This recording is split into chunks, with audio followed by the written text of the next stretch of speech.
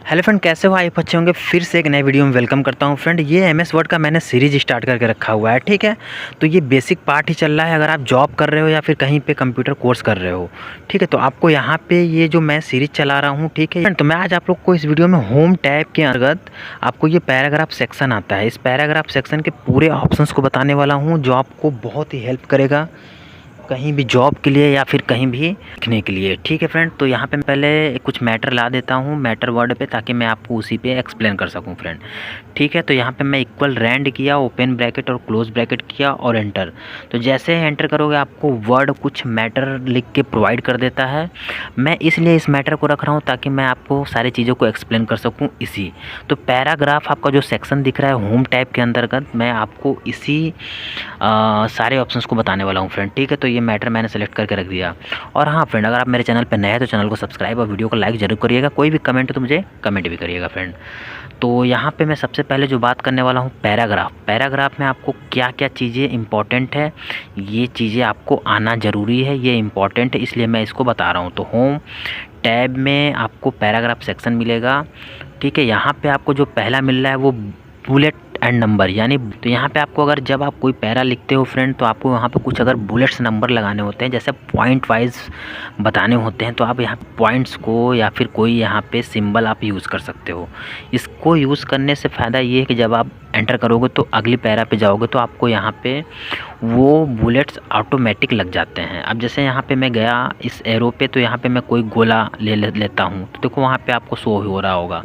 या फिर आप इस तरह से ये डॉटेड ले सकते हो, या फिर एरो ले सकते हो, या फिर टिक ले सकते हो। मतलब आपको जो भी बुलेट्स लगाने हैं अपने पैरा पे या अपने लाइन्स पे, आप यहाँ से अपने अकॉर्डिंग चूज़ कर सकते हो। ये हमें तब यूज़ करना होता है जब हम कोई पॉइंट्स को एक्सप्लेन कर होते हैं, तो हमें यहाँ पे पॉइंट्स वगैरह बताने होते हैं, तो हम बता देते हैं। जैसे आप रिज्यूम वगैरह बनाते हो तो, या फिर आप टिक वाइज बना सकते हो, तो आप पैरा पे भी लगा सकते हो, लाइंस पे भी लगा सकते हो। तो ये चीज़ें कुछ बेसिक चीज़ें हैं, तो आपको ये वर्ड में आपको पता होना चाहिए, ठीक है, हमें यूज़ करना आना चाहिए। अब मैं यहाँ पे नंबरिंग की बात कर लेता हूँ, बुलेट्स एंड नंबरिंग के। तो नंबरिंग में आपको आप नंबर का यूज़ भी कर सकते हो, 1 2 3 ABCD, या फिर रोमन, या फिर इस तरह से। ये हमें तब यूज़ करना होता है जब हम कोई भी चीज़ को पार्ट वाइज एक्सप्लेन करते हैं। जैसे आप बताते हो कि कंप्यूटर के 2 भाग हैं, हार्डवेयर या फिर सॉफ्टवेयर, तो मुझे यहाँ पे बताने की ज़रूरत पड़ती है। फिर उसके अंदर आपको बताना है तो आप ABCD करके बता सकते हो। तो यहाँ पे जैसे मैं पैरा पे रख के बस आपको वहाँ पे सिलेक्ट करना होगा, तो आपको ये नंबर ऑटोमेटिक लग जाते हैं। फिर आप जैसे एंटर करोगे दूसरी पैरा पे, तो आपको ऑटोमेटिक वो नंबर आते जाते हैं, आपको बार बार लिखने की ज़रूरत नहीं पड़ेगी, वो ऑटोमेटिक नंबरिंग आ जाते हैं। तो आप ABCD भी लिख सकते हो। जैसे मैं यहाँ पे ऊपर अगर लिख दूँ 1 2, तो मैंने 1 2 लिख दिया। अब 2 के अंतर्गत मुझे ABCD आना चाहिए, तो मैंने 2 के अंतर्गत ABCD लिख दिया पैरा में। आप कोई भी एक्सप्लेन कर रहे हो, कोई लाइन ऐड कर रहे हो, कोई पार्ट बता रहे हो, किसी के टाइप बता रहे हो, तो आप इस तरह से ABCD या फिर 1 2 का भी यूज़ कर सकते हो फ्रेंड, अपने अकॉर्डिंग जैसा चाहिए। तो मैं यहाँ पे केवल आपको एक तरह से रफली बता रहा हूँ, आपको एग्जाम्पल तौर पे बता रहा हूँ। तो आप ABCD स्मॉल भी कर सकते हो, कैपिटल भी कर सकते हो, अपने पैरा पे लगा सकते हो। तो ये चीज़ें आपको आना चाहिए, पैराग्राफ से रिलेटेड सेटिंग है। तो MS वर्ड अगर आप सीख रहे हो या फिर जॉब कर रहे हो, तो ये चीज़ें भी हमें आना ज़रूरी होते हैं, क्योंकि ये चीज़ें पूछ भी दी जाती हैं। तो उसी के बगल में आपको एक और मिल जाएगा करंट लिस्ट। तो जो भी आप यूज़ किए रहोगे आपको वो चीज़ें वहाँ पे दिख जाती हैं। तो आप अपने अकॉर्डिंग पॉइंट्स लगा सकते हो, बुलेट्स लगा सकते हो, नंबर लगा सकते हो। इस तरह से आपके पेज पे भी वो चीज़ें अच्छे से दिखती हैं और आपको ऑटोमेटिक लग भी जाती हैं, ठीक है। अब मैं बात कर लूँ यहाँ पे उसी के जस्ट नीचे, तो अलाइनमेंट है। तो अलाइनमेंट क्या होता है, जो आप मैटर लिख रहे हो वो किस साइड से लिखना चाहते हो, लेफ़्ट से, सेंटर से, या फिर राइट से। तो यहाँ पे ये जो मैंने मैटर लिखा है, तो इसको मैं पहले सेलेक्ट करूँगा। सेलेक्ट करके देखो, मैं अगर यहाँ पे सेंटर करता हूँ, तो देखो जो आपका मैटर है वो प्रॉपर सेंटर में आ गया होगा, प्रॉपर सेंटर में दिख रहा होगा। तो अगर आप पेज पे लिखे मैटर को प्रॉपर जिस तरह से रखना चाहते हो, लेफ़्ट या फिर राइट में, देखो मैंने राइट कर दिया तो राइट में आ गया, लेफ़्ट कर दोगे तो वो लेफ़्ट से लिखना स्टार्ट कर देगा। तो इस तरह से आप चीज़ों को रख सकते हो। ये क्या है, जस्टिफाइड है। तो जस्टिफाइड तब करोगे फ्रेंड जब हमें दोनों साइड से मैटर जो लिख रहे हो वो इक्वल चाहिए, तो मुझे जस्टिफाइड करना होगा। जस्टिफाइड करने से आपका मैटर प्रॉपर दोनों साइड से इक्वल दिखेगा और देखने में अच्छा लगेगा। इसे कर सकते हो। अब इसी के जस्ट बगल में आप देख लो ऊपर इंडेंट है।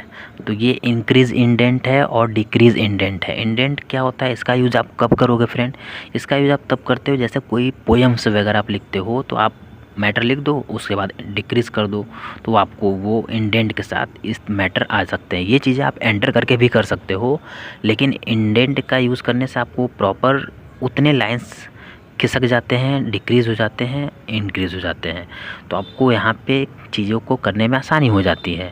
तो आप उसका यूज़ तब भी कर सकते हो, पोएम्स वगैरह लिखना होगा या फिर बाकी चीज़ों को, या फिर अपने अकॉर्डिंग सेट कर सकते हो जैसा आप चाहते हो।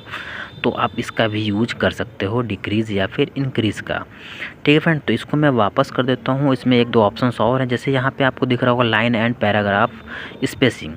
तो इसको मैं एक पैराग्राफ स्पेस सेलेक्ट कर लेता हूँ, और यहाँ पे इसका आप स्पेस कम करना चाहते हो, लाइन की स्पेस की दूरी, 2 लाइनों के बीच की दूरी कितना रखना चाहते हो। आपको ज़्यादा रखना है तो आप ज़्यादा कर सकते हो, 0.1, 1.15, 1.5, 1.5, 2, 3, 4, मतलब जितना भी रखना चाहते हो। ये मैंने रख दिया। देखो आपकी 2 लाइनों के बीच की दूरी थोड़ा दूर दूर दिख रही होगी, तो आप दूर दूर कर सकते हो। जैसे कोई भी चीज़ समझाना होता है तो लोग उसको अंडरलाइन वगैरह करते हैं, तो आप इतना करके उसके नीचे कुछ और लाइन आप एडिट करके लिख सकते हो प्रिंट निकालने के बाद। तो आप अपने अकॉर्डिंग कर सकते हो। मैंने कर दिया तो ये देखो दूर दूर हो गया।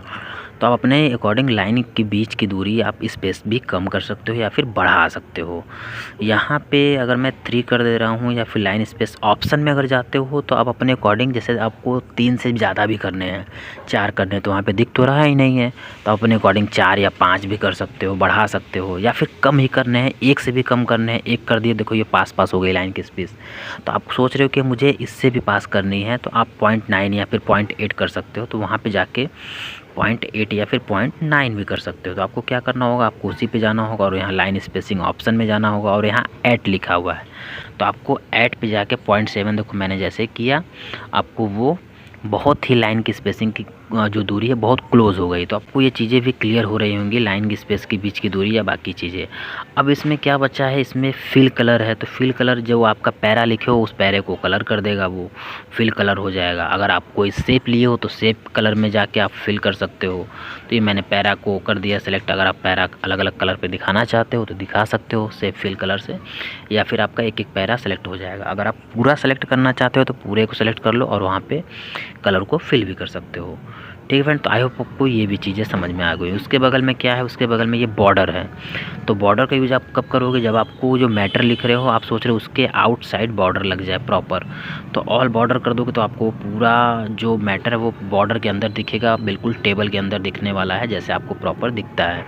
तो आप डायरेक्ट टेबल का यूज़ कर सकते हो। इसमें आप अपने अकॉर्डिंग बॉर्डर का यूज लगा सकते हो टेबल बॉक्स के अंदर। ठीक है, तो इसका भी यूज आप कर सकते हो, या फिर आप लेफ़्ट का केवल बॉर्डर लगाना चाहते हो, या फिर टॉप का या फिर बॉटम का, तो उसको भी लगा सकते हो।